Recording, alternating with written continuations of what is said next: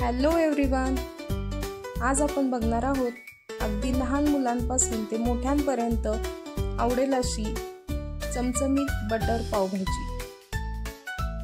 अगदी चविष्ट अशी हॉटेलसारखी स्वाद देणारी बटर पावभाजी, अगदी 7 ते 8 लोकांच्या प्रमाणात। चला तर मग रेसिपी बघूया। यासाठी मी येथे एक 4 ते 5 मोठ्या आकाराचे बटाटे घेतलेले आहेत, स्वच्छ धुवून घेतले। यानंतर मी त्याच्या सर्व साली काढत आहे। एक अर्धा किलो फ्लॉवर, छान त्याचे देठ वगैरे काढून घ्यायचे, व्यवस्थित बघायचे, कारण फ्लॉवर मध्ये छोट्या बारीक आळ्या असू शकतात, सो व्यवस्थित बघून स्वच्छ धुवून घ्यायचा। येथे मी एक 5 ते 6 शिमला मिरची, छान बी वगैरे काढून त्याचं बारीक चिरून घ्यायची। भाज्या तुमच्या आवडीनुसार तुम्ही अजून टाकू शकता। माझ्याकडे ज्या अवेलेबल होत्या त्या मी टाकलेल्या आहेत। बटाट्याच्या साली काढून झाल्यानंतर त्याच्या अशा पद्धतीने आपण काप करून घेऊयात।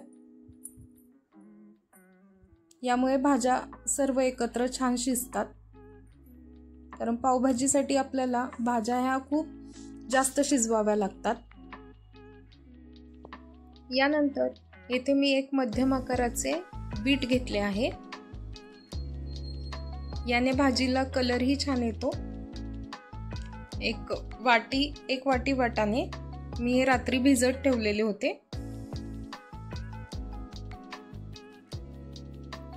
यानंतर या सर्व भाज्या स्वच्छ धुवून कुकरमध्ये आपण शिजण्यासाठी ठेवणार आहोत। एक 2 ते 3 शिट्ट्या घेऊन छान असं शिजवून घ्यायच्या।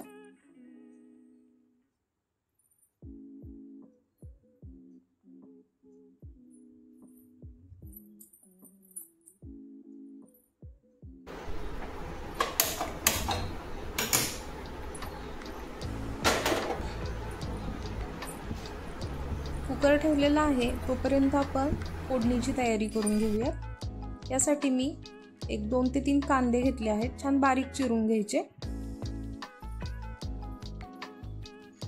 कांद्याची प्युरीही टाकू शकता, पण त्यामुळे काय होतं, पावभाजीला जो घट्टपणा आहे तो येत नाही। तुम्हाला आवडत असेल तर तुम्ही कांद्याची प्युरीही टाकू शकता, पण मी इथे बारीक चिरून घेतला आहे। एक 2 ते 3 टोमॅटोची मात्र मी प्युरी करून घेणार आहे। त्याचा जो आंबटपणा आहे तो त्या भाजीमध्ये छान प्रकारे उतरतो। छान लाल असे टोमॅटो आहेत, याची मी प्युरी करून घेणार आहे।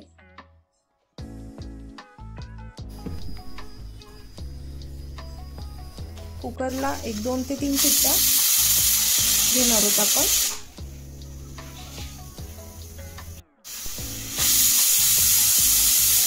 कुकरला शिट्ट्या झाल्यानंतर, पूर्ण कुकर थंड झाल्यानंतर आपण त्या ज्या भाज्या आहेत त्या एका चाळणीमध्ये काढून घेणार आहोत आणि त्याचं जे पाणी आहे ते एका भांड्यात घेणार आहोत आणि तेच पाणी आपल्याला नंतर यूज करायचं आहे। एक्स्ट्राचं दुसरं पाणी टाकायचं नाही। जे भाज्या शिजवलेलं पाणी आहे तेच आपण त्या भाजीमध्ये टाकणार आहोत। तुम्ही बघू शकता भाज्या कशा पद्धतीने शिजलेल्या आहेत।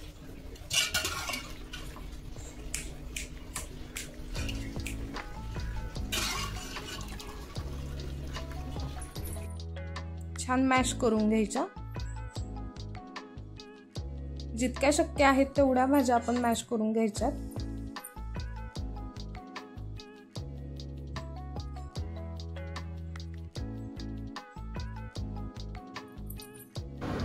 यानंतर फोडणीसाठी मी इथे बटर टाकत आहे। थोडंसं तेल ओतायचं। बटर छान विरघळलं की त्यामध्ये एक जिरा आणि मोहरी आपण फोडणीला देणार आहोत। अर्धा चमचा जिरं, अर्धा चमचा मोहरी आणि कांदा छान असा लालसर भाजून घ्यायचा।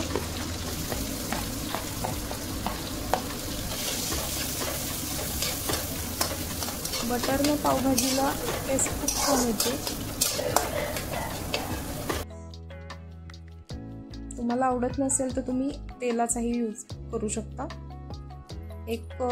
साधारण 1 ते 1.5 चमचा मी इथे आलं लसूण पेस्ट घेतली आहे, टोमॅटो प्युरी.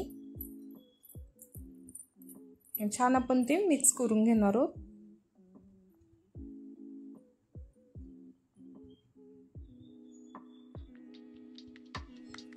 यानंतर थोडीशी हळद,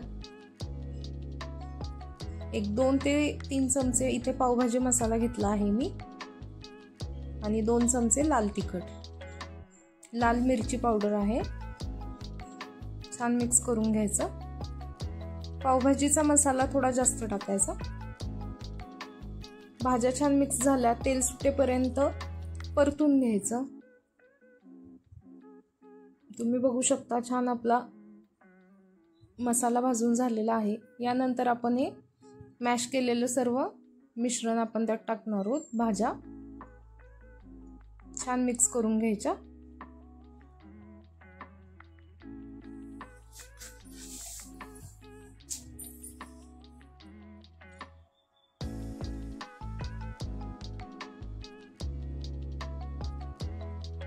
यानंतर आपण जे पाणी काढलेलं होतं भाज्यांचं ते आपण त्यात टाकणार आहोत. तुम्हाला किती घट्टसर हवंय आणि किती पातळ हवंय यावर डिपेंड आहे तुम्ही पाणी किती टाकताय. कोणाकोणाला खूपच घट्ट भाजी आवडते, कोणाला पातळ आवडते.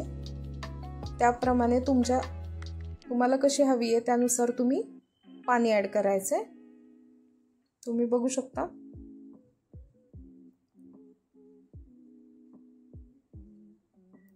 थोडीशी घट्टसर मी ठेवलेली आहे भाजी. चवीनुसार मीठ,